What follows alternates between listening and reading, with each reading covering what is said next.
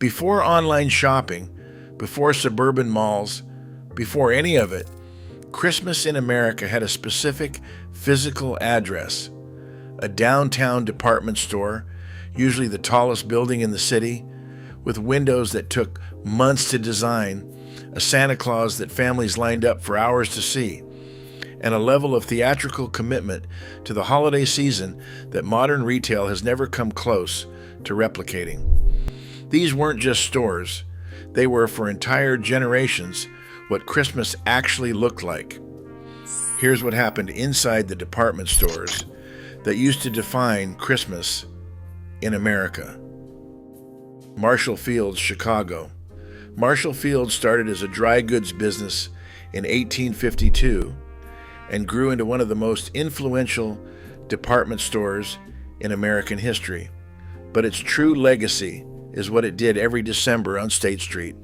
In 1897, display manager Arthur Fraser pioneered window design built specifically around Christmas toys, and the concept caught on so completely that by World War II, the visual team was designing theme windows spanning the entire block, telling a single, continuous story as shoppers walked from one end to the other.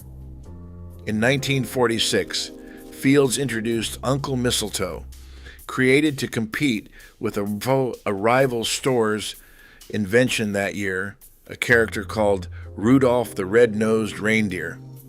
Uncle Mistletoe got his own television show that ran for 4 seasons and still sits atop the great tree in the Walnut Room today.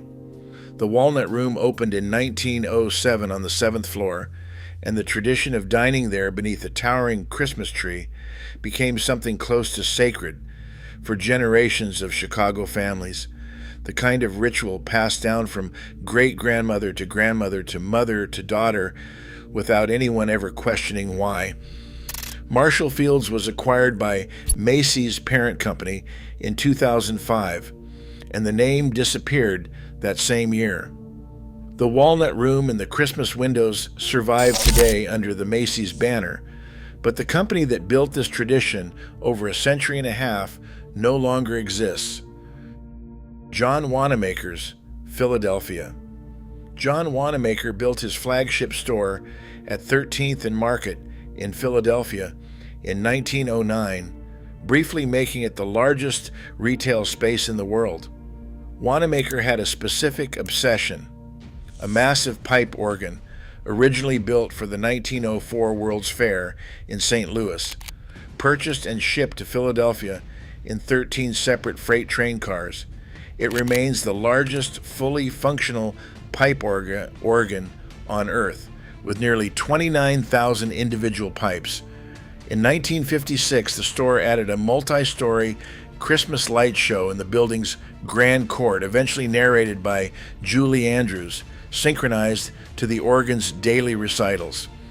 Generations of Philadelphia children were brought downtown specifically to stand beneath that light show, a free public spectacle that asked nothing of visitors beyond showing up. The Wanamaker name disappeared decades ago, absorbed first by Hex and then by Macy's, which continued the light show out of corporate goodwill more than profitability.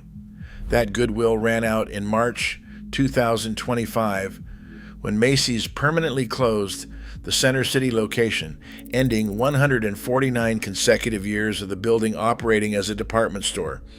The organ's recitals stopped. Philadelphia's tourism board launched an emergency fundraising campaign just to keep the light show alive for one more season, while the larger question of what happens to the building itself remains unresolved. Higbee's, Cleveland. Higbee's opened in 1860 and became one of 6 major department stores that once lined Cleveland's Euclid Avenue, a stretch of retail regularly compared to New York's Fifth Avenue. Its specific claim to lasting fame came from 72 elaborately designed holiday display windows, planning for which reportedly began as early as March each year.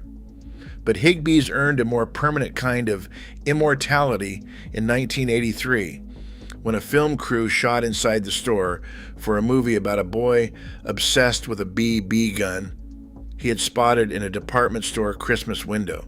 That movie was A Christmas Story, and Higbee's became the actual department store where Ralphie first sees the Red Ryder. The store's vice president allowed the production almost unlimited access on one condition: no profanity, which is the entire reason the film's most famous cursing scene is rendered as nonsensical mumbling. Higbee's was sold to Dillard's in 1987 and finally shut its doors on December 31st, 2001. The building still stands on Public Square, but it is a casino now, which decorates a handful of the original 72 windows each December as a kind of institutional memory of what the building used to be. Lord & Taylor, New York. Lord & Taylor's flagship on Fifth Avenue between 38th and 39th Streets was, for the better part of a century, one of the essential stops on any tour of New York's holiday window displays. The store pioneered a specific theatrical technique in the early 1900s, building window scenes below street level and raising the completed display up to the sidewalk using hydraulic lifts, turning the unveiling itself into a mechanical performance.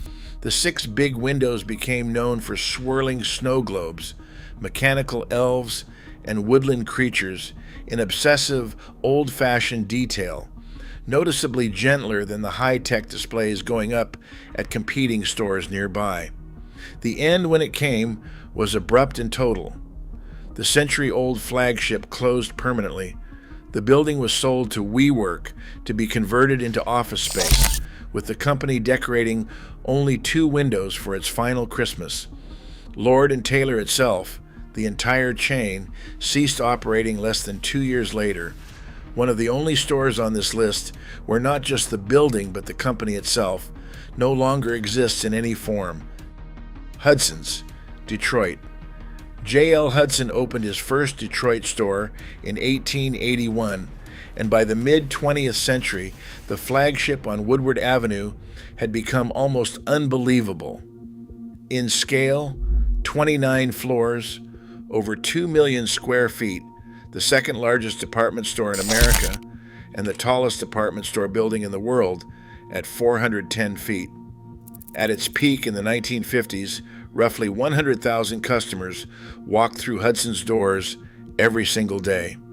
The store hosted Detroit's first Thanksgiving Day parade in 1924, and during the holidays it unfurled what was, for a time, the largest American flag in the world down the Woodward Avenue facade, a 7-story banner requiring 55 men just to hang it. Hudson's flagship finally closed in January 1983 after 92 years. The building sat empty for 15 years until the city imploded it on October 24, 1998, scheduled deliberately for 5:45 in the evening, the store's traditional closing time. The implosion released a dust cloud that shrouded blocks of downtown Detroit and shattered windows in nearby buildings still standing. Bullocks, Wilshire, Los Angeles. Bullocks, Wilshire opened in 1929 as something genuinely unlike anything else in America. A copper green Art Deco tower built around the assumption that customers would arrive by car, the first Los Angeles department store with its primary entrance facing a rear parking court rather than the street.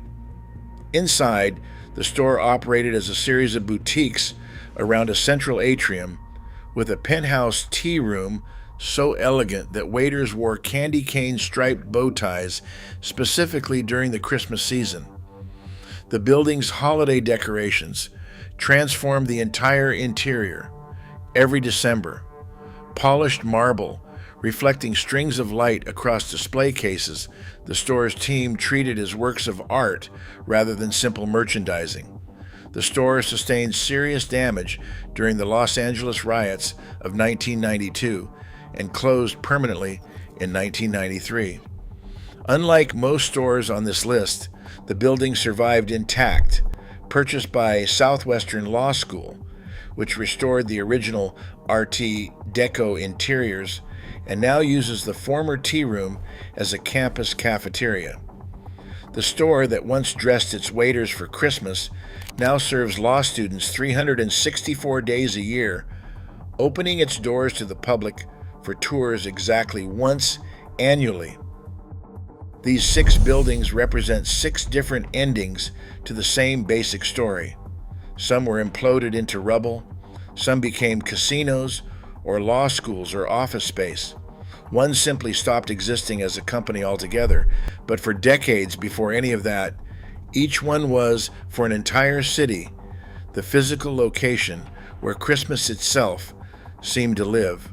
Months of planning condensed into a few weeks of windows, organ music, and lines of children waiting to whisper into the ear of a man in a red suit.